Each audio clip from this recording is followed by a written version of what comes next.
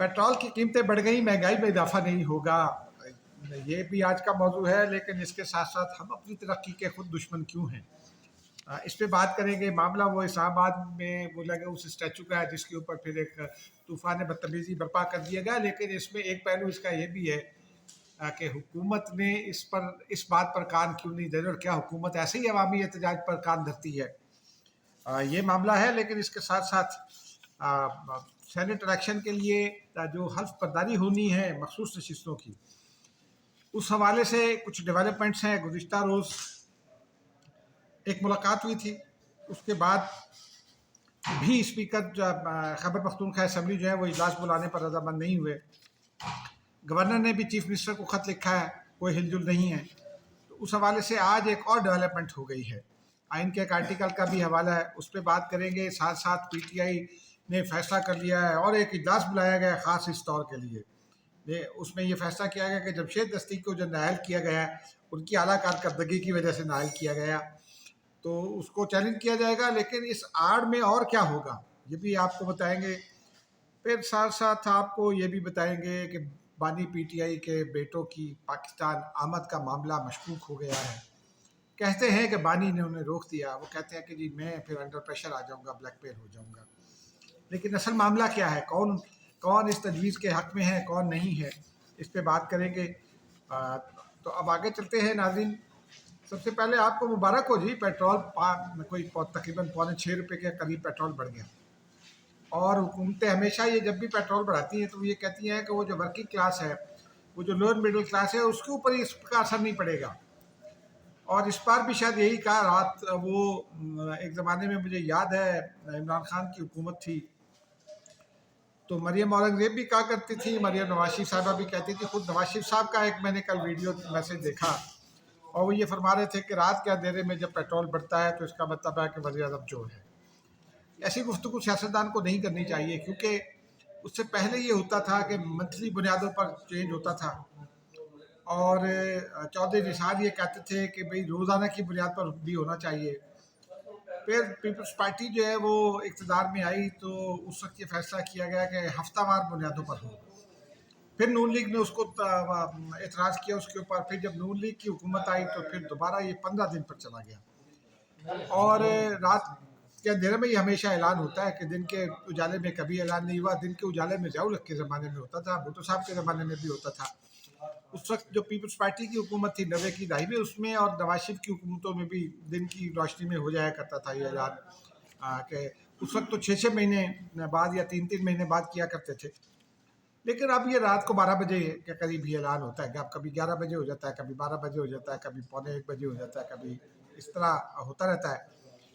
तो अब देखते हैं, महंगाई का एक तूफ़ान तो यकीनन आएगा, क्योंकि मोटरसाइकिल सवार ख़ास तौर पर और ये जो छोटी कारों वाले हैं जिनके पास सुजुकी कारें हैं, ऑल्टो हैं, इस तरह की कारें हैं, वो बेचारे परेशान हैं। क्योंकि वो इस्लामाबाद हो या लाहौर हो, एक तो मौसम की सख्ती, धूप, दूसरा ही होता है कि इस्लामाबाद में तो चूँकि बारिशें बहुत हैं तो उस वजह से भी उनकी मजबूरी होती है कि वो कार ख़रीदें। और अब वो पेट्रोल इतना हो गया है, गैस भी महंगी कर दी है, तो वो बेचारे कहाँ जाएँ। बहरहाल वो हुकूमत तो कहती है तू की जाने भूलिए मुझे नार कली दियाँ शाना। बस हुकूमत अभी यही कहती है, शायद यही कहती रहेगी। लेकिन नाज़रीन अब अगले मौजू की जानिब आते हैं। वो चंद रोज़ पहले इस्लामाबाद का सेक्टर है D12, उसमें उसके चौक पर एक स्कल्पचर कह लें, उसको मॉन्यूमेंट कह लें, उसको स्टैचू कह लें, वो लगाया गया था।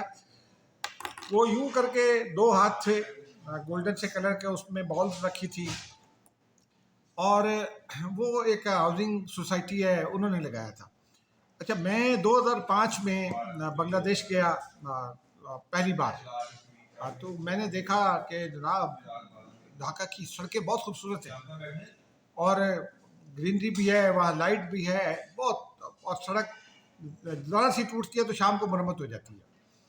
मैंने वहाँ किसी से पूछा, गया मैं एक तकरीर फरमाने था, वो फूड सिक्योरिटी के हवाले से एक इंटरनेशनल कन्वेंशन था, उसमें उन्होंने मुझे पेपर पढ़ने के लिए मदऊ किया था, तो मैं वहाँ गया। मैंने उनसे पूछा तो उन्होंने कहा कि जी ये जो गैर मुल्की कंपनियाँ या NGOs यहाँ काम करती हैं, गैर मुल्की, ان کا ایریا آف آپریشن مقرر کر دیا گیا. ان سے یہ کہہ دیا گیا ہے کہ بھائی آپ کے ایریا میں چونکہ آپ کی گاڑیاں چلتی ہیں، ہم اپنے وسائل کے لیے پیٹرول درآمد کرتے ہیں تو آپ وہ استعمال کرتے ہیں، تو اس لیے آپ ہماری ترقی میں اپنا حصہ ڈالیں. اور انہوں نے کہا ٹیکس لگا دیں، تو انہوں نے حکومت نے کہا کہ نہیں، ٹیکس چوری شروع ہو جاتی ہے، پھر کرپشن شروع ہو جاتی ہے، تو آپ اپنے ایریا آف آپریشن میں سڑک کی مرمت کر دیا کریں اور بجلی کے ذمہ دار ہیں آپ. تو بس وہ پھر اس ایریا میں 2 کلومیٹر 4 کلومیٹر جو بھی طے ہو گیا، وہ اس ایریا میں گرینری کے، سڑک کی صفائی کے، روشنی کی دستیابی کے، ہر چیز کے ذمہ دار تھے ان کے بل پے کرنے کے. یہ پاکستان میں بھی ہو سکتا ہے. دنیا بھر میں جب یہ شہر ترقی کرتے ہیں تو ان کی ترقی میں جو ان کے سویلین ادارے ہوتے ہیں وہ بھی شامل ہوتے ہیں، لیکن ساتھ ساتھ جو پرائیویٹ ادارے ہوتے ہیں وہ بھی شامل ہوتے ہیں. اور یہ پرائیویٹ ادارے نے کیا تو وہ ایک طوفان بدتمیزی شروع کر دیا گیا. وہ اس کو پولیٹیکل کانٹیکس میں لے لیا گیا کہ جی حکومت چمچا گیری کرتی ہے اور یہ وہ، اور ایک عجیب قسم کی گفتگو کی کہ یہ ساری گفتگو زیادہ تر 99% ان لوگوں نے کی جن کا تعلق پی ٹی آئی سے ہے. اور وہ میرے دوست ہیں، بہت ہی بھائیوں کی طرح کے دوست ہیں، عبدالحادی. ان کا یہ کہنا ہے کہ عمران خان صاحب نے ایک نسل جو اس طرح تیار کر دیا، بس اس کا اللہ ہی حافظ ہے، اس کا کچھ نہیں ہو سکتا. یہ یہی کرتے رہیں گے، کیونکہ بھئی اگر فرض کیجئے جو صاحب ہیں جنہوں نے وہ لگایا، اگر وہ بہت کرپٹ ہیں تو جائیے آپ ان کے خلاف شکایت لے کر کارروائی کرائیے. ویسے تو آپ بولتے نہیں. جب وہ عمران خان کے ساتھ تھے، ان کو فنڈ کر رہے تھے اور ان کی وجہ سے انہوں نے کچھ مشکل بھی بھگتی، اس وقت تو وہ بہت اچھے تھے، یہ سارے ان کے ساتھ کھڑے ہوئے تھے. اب انہوں نے ایک جگہ ایک ترقی کا ایک سلسلہ شروع کیا، وہ لگا دیا، شہر کی خوبصورتی میں اضافہ ہوا. ہم آپ رہتے ہیں اس شہر میں، تو لوگوں نے تنقید کا نشانہ بنانا شروع کر دیا، اس کو پولیٹیکل کانٹیکس میں لے گئے. یہ بہت غلط بات ہے. لیکن اس کا دوسرا پہلو بھی ہے ناظرین، کہ حکومت نے ڈر کے اس تنقید سے اس کو ہٹانا شروع کر دیا، وہاں سے ہٹانے کا فیصلہ کر لیا گیا ہے. شاید ایک ہاتھ ہٹا بھی لیا گیا ہے. لیکن سوال یہ کہ کیا حکومتیں، ہماری حکومتیں، پاکستان کی حکومتیں تنقید سے، عوامی احتجاج سے اسی طرح ڈرتی ہیں؟ اگر اسی طرح ڈرتی ہوتی تو کل رات جو پیٹرول کی قیمت میں اضافہ ہوا ہے، جس کے بارے میں آج سوالات بھی اٹھ رہے ہیں، اگر دنیا میں پیٹرول کی قیمت کم ہو رہی ہے اور ہمارے یہاں بڑھ رہی ہے تو گناہ ہوتا. یا ادویات کی قیمتیں، یا چینی مافیا سرگرم ہیں. وہ میرے کالیگ ہیں، دوست ہیں، میاں شاہد، انہوں نے بڑی زبردست خبر دی تھی پچھلے دنوں چینی کے حوالے سے. تو یہ سارا مافیا لوٹ پار کرتا رہتا ہے، حکومت ان کے دباؤ میں آ کر قیمتیں بڑھاتی رہتی ہے. اس وقت عوامی احتجاج کیوں نہیں سنتی حکومت؟ تو یہ ایسا نہیں ہے. یہ صرف وہ چونکہ ایک پولیٹیکل کانٹیکس میں، خاص پی ٹی آئی کو بھی یہ پتہ تھا کہ کہاں ہٹ کرنا ہے، تو اس لیے جو ہے وہ پی ٹی آئی نے بھی شروع کر دیا سلسلہ. اور یوں جو ہے وہ حکومت بھی دباؤ میں آ گئی. اللہ کرے ہماری حکومتیں دباؤ برداشت کرنا سیکھیں اس طرح کے معاملات میں، اور دباؤ لینا سیکھیں پیٹرولیم کی قیمتوں جیسے معاملات میں، مہنگائی جیسے معاملات میں، عوامی ایشوز پر جس سے لوگ تنگ ہوتے ہیں. اب ناظرین آتے ہیں ایک اور خبر کی جانب. سینٹ الیکشن کا معاملہ ہے. الیکشن کمیشن نے تقسیم کر دی ہیں. جو پی ٹی آئی کی نشستیں تھیں وہ J U I, Noon league, peoples party, A N P اور پی ٹی آئی پارلیمنٹیرینز میں. اب اے این پی اور پی ٹی آئی پارلیمنٹیرینز کی 2 ہو گئی ہیں. ان میں ایک نشست کا پر ٹاس ہونا ہے تو کسی ایک کی 3 ہو جائے گی. اسی طرح نون لیگ کی بھی 16 ہو گئی ہیں، جے یو آئی کی بھی 16 ہو گئی ہیں. اقلیتی نشست پر ٹاس ہونی ہے تو وہ ایک کی 17 ہو جائیں گی اور ایک کی 16 ہو جائیں گی. پیپلز پارٹی کی 9 ہیں. اور جبکہ جو پی ٹی آئی کے لوگ ہیں آزاد امیدوار کے طور پر جو جیتے، ان کی تعداد 91 ہے. لیکن وہاں بڑی شدید قسم کی گروپ بندی ہے. وہ گروپ بندی کے حوالے سے آپ کو آگے چل کر بات کرتے ہیں. تو الیکشن کمیشن جو صوبائی الیکشن کمشنر تھے گزشتہ روز، انہوں نے بلکہ پی ٹی آئی نے پہلے ایک درخواست دی تھی پشاور ہائی کورٹ میں، تو وہ درخواست ان کی مسترد ہو گئی. وہ اس کو ڈیلے کرنا چاہتی تھی وہ حلف برداری مخصوص نشستوں کے حوالے سے. اور پھر اس کے بعد صوبائی الیکشن کمشنر جو ہیں وہ بابر سلیم فاتی جو ہیں، وہ ان سے انہوں نے ملاقات کی تھی پشاور. کل پی ٹی آئی نے خبر بھی چلوائی تھی، وہ تصویر بھی جاری ہوئی تھی ان کی ملاقات کی، اور ٹی وی چینلز پر چلی بھی. لیکن وہ نہیں مانی پی ٹی آئی. اطلاعات کے مطابق پی ٹی آئی اسپیکر کہتے ہیں یہ میرا اختیار ہے کہ میں کسی سے حلف لوں یا نہ لوں. اور یہ ممبران کا بھی ہے. وہ چودھری نثار نے کئی سال حلف نہیں لیا تھا اس پنجاب اسمبلی سے جس کے وہ ممبر منتخب ہوئے تھے، اور اس وقت اعلیٰ عدلیہ نے قرار دیا تھا کہ یہ ممبر کا حق ہے کہ وہ جب چاہے حلف لے، جب چاہے نہ لے، جب تک چاہے نہ لے. لیکن پھر کچھ اقرار بھی متعین کر دی تھی. لیکن آج الیکشن کمیشن نے اس کے اوپر خط لکھ دیا ہے اور chief justice Peshawar high court کو، اور الیکشن کمیشن نے یہ کہا ہے کہ آئین کے آرٹیکل 255(2) کے مطابق حلف لینا آئینی ذمہ داری ہے، اور چونکہ سینٹ الیکشن 21 کو ہے تو اس سے پہلے آئینی ذمہ داری ہے کہ ان نشستوں کا حلف ہو۔ یہ بات درست ہے کہ جب بھی کوئی بڑا واقعہ ہونا ہوتا ہے، اسمبلی نے کوئی قانون سازی کرنا ہوتی ہے، تو ہاؤس کو پورا، اگر اس کے ممبر منتخب ہو گئے ہیں، نوٹیفائی ہو گئے ہیں، تو ان کا حلف ہونا ہوتا ہے۔ تو وہ اب انہوں نے یہ کہا ہے کہ درخواست کی ہے پشاور ہائی کورٹ کے چیف جسٹس صاحب سے کہ آئین پاکستان کا آرٹیکل 255(2) کے تحت جو ہے وہ حلف برداری کے لیے اقدامات اٹھیں اور کسی کو نامزد کریں، تاکہ وہ ان ممبران سے، اگر اسپیکر حلف نہیں لیتے تو ان ممبران سے وہ حلف لے سکیں۔ اب دیکھتے ہیں، کل پتہ چلے گا کہ چیف جسٹس صاحب اس کے اوپر کیا احکامات جاری کرتے ہیں۔ اب ناظرین وہ آ جاتے ہیں جمشید دستی کی نااہلی والے معاملے پر۔ جمشید دستی صاحب کے بھی آج میں نے دیکھے وہ جھنڈا پکڑ کے پی ٹی آئی کا، تو وہ ایسے انقلابی انداز میں کھڑے ہوئے کہ جیسے فلسطین آزاد کروا رہے ہیں۔ سوال تو یہ ہے کہ پی ٹی آئی نے آج اپنی پارلیمانی پارٹی کی میٹنگ بلائی، اس میں اور بہت سارے ایشو ڈسکس ہونے ہیں، لیگل رائے لینے کے لیے ماہر وکلا کو بھی بلایا۔ بیرسٹر گور نے کہا جناب یہ تو جو ہے وہ صادق اور امین والا معاملہ پھر آ گیا، بدقسمتی ہے۔ بھائی آپ نے جھوٹ بولا، آپ نے کیوں جھوٹ بولا؟ 18ویں ترمیم کے بعد، 17ویں ترمیم کے خاتمے کے بعد تعدیل کی کوئی قید نہیں ہے کہ آپ لکھیں یا نہ لکھیں۔ آپ نے لکھا اپنے آپ کو کہ میں کتنے پاس ہوں، پھر آپ نے سرٹیفکیٹ بھی جمع کرائے۔ اب یہ تو نہیں ہو سکتا نا کہ میں میٹرک بعد میں کروں اور انٹر پہلے کر لوں۔ تو جمشید دستی صاحب کا یہی ریکارڈ ہے جو الیکشن کمیشن میں ہے، اور الیکشن کمیشن میں جب اسپیکر کا ریفرنس گیا تو ایک باقاعدہ سماعت تھی، اس سماعت میں جمشید دستی کے وکیل بھی تھے۔ وکیل وہاں اسٹیبلش نہیں کر سکے کہ یہ دستاویزات غلط ہیں، کیونکہ یہ تصدیقی شدہ دستاویزات تھی کراچی بورڈ سے بھی اور پنجاب میں جس بورڈ سے انہوں نے انٹر کیا تھا اس سے بھی۔ اب وہ انقلابی تو بنے ہوئے ہیں، اب پی ٹی آئی نے اجلاس بلایا، وہ پی ٹی آئی نے فیصلہ کر لیا کہ اس کو چیلنج کریں گے، لیکن اس اجلاس میں جمشید دستی کی آڑ میں یوں کہہ لیں ایک اور بڑا فیصلہ ہوا ہے۔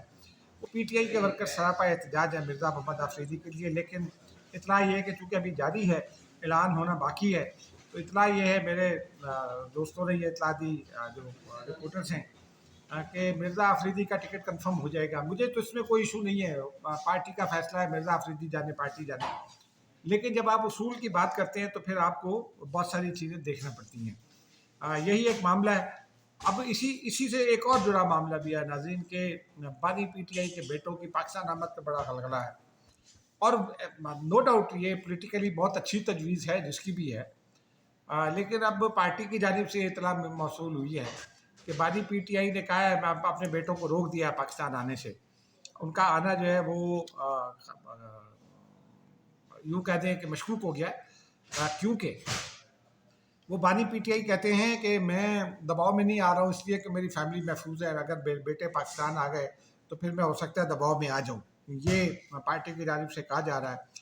اب جو پریکٹیکل صورتحال ہے ناظرین، پھپھیاں جو ہیں وہ اس بات کے حق میں ہیں کہ بیٹے آئیں، پارٹی کے بہت سارے لوگ بھی جو ہارڈ لائنرز ہیں وہ اس بات کے حق میں ہیں کہ بیٹے آئیں، لیکن جو پارٹی کے وہ لوگ ہیں جو کہیں فٹ ہو چکے ہیں وہ اس بات کے حق میں نہیں ہیں، کیونکہ اگر بیٹے آئیں گے تو پارٹی کو نکلنا پڑے گا، پارٹی کو نکلنا پڑے گا تو گرمی میں تحریک چلے گی، گرمی میں تحریک چلے گی تو ڈنڈے چلیں گے، تو یہ سارا ایک معاملہ ہے جس سے پارٹی جو ہے وہ بچنا چاہتی ہے، اور پھر اسٹیبلشمنٹ کے ساتھ تعلقات اور خراب ہوں گے، تو اس وجہ سے پارٹی تقسیم ہے۔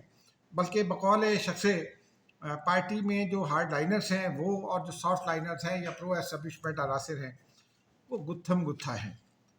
اب یہ آپ نے گزشتہ روز بھی دیکھا تھا، ہم نے ولاگ بھی کیا، اخبارات میں بھی خبریں چھپیں، وہ یوں سمجھیے کہ ایک طرح سے ہاتھا پائی تک بات پہنچنے والی ہے، اور اس کی ایک مثال یہ ہے کہ جب مرزا آفریدی کے گھر لاہور گئے تھے علی امین گڈھا پور، تو وہاں عالیہ حمزہ نے کچھ ٹویٹ کر دیا تھا۔ اب عمران خان نے سلمان اکرم راجہ کو کہا جا رہا ہے ذرائع کی جانب سے کہ بہت سخت پیغام بھیجا ہے، اور ان سے کہا کہ وہ عالیہ حمزہ سے معافی مانگیں، تو آج سلمان اکرم راجہ اچھے بچے بنے ہوئے تھے اجلاس میں، تو انہوں نے کہا عالیہ میری بہن ہے، میں ان کو فون کروں گا، ان سے معذرت بھی کروں گا۔ وہ پھر انہوں نے کچھ توجیہ پیش کی کہ وہ یوں کرنا چاہتا تھا، میں یوں کرنا چاہتا تھا، لیکن بہرحال ایک بار پھر عالیہ حمزہ جیت گئیں۔ علی ظفر صاحب کا بھی ایک بڑا مزیدار ویڈیو آیا ہے، انہوں نے وہ چونکہ لاہور کا بیک گراؤنڈ ہے دونوں کا، سلمان اکرم راجہ بھی قانون سے وابستہ فیملی سے ہے، اور علی ظفر بھی سیکنڈ جنریشن فیملی سے ہے، قانون سے وابستہ، بلکہ شاید تھرڈ جنریشن سے ہوں. تو اس میں انہوں نے بھی تنقید کا نشانہ بنایا اس فیصلے کو. انہوں نے کہا عالیہ حمزہ کو ہونا چاہیے تھا کیونکہ وہ پنجاب کی چیف آرگنائزر ہیں. تو بہرحال اس درمیان میں عمران خان صاحب کی جو ہمشیرہ ہیں وہ ایک بات رہ گئی. زلفی بخاری گزشتہ روز امریکہ پہنچے اور انہوں نے ہاؤس کمیٹی میں جا کر پاکستان کے حوالے سے بہت ساری گفتگو کی، بہت سارا جھوٹ بھی بولا. 50 ڈگری کا گیا ہی نہیں ہے اسلام آباد پنڈی میں نا ٹیمپریچر. انہوں نے کہا عمران خان کو اور بشا بی بی کو سیل میں رکھا جاتا ہے جس میں 50 ڈگری ٹیمپریچر ہے، اور اس طرح کی انہوں نے بہت ساری گفتگو کی. عمران خان صاحب کی جو بہن اقوام متحدہ میں کام کرتی ہیں اور وہ جو وہیں رہتی ہیں امریکہ میں، ان کا آج میں نے کسی نے ان کا ایک بیان کوٹ کیا ہوا تھا. مجھے نہیں پتا کہ علی خان صاحبہ نے یہ بیان دیا ہے، غالباً ان کا نام علی خان ہے. تو انہوں نے یہ کہا ہے کہ زلفی بخاری بکا ہوا ہے. یہ عمران خان کی بہن کے حوالے سے کہا گیا ہے. اب ہو سکتا ہے وہ امریکہ والی ہوں، ہو سکتا ہے کوئی اور ہوں، لیکن بہرحال یہ ایشوز ابھی چل رہے ہیں، چلتے رہیں گے. آپ بھی انتظار کیجئے کہ یہ کس نقطے پر ختم ہوتے، ہم بھی انتظار کرتے ہیں. خدا حافظ.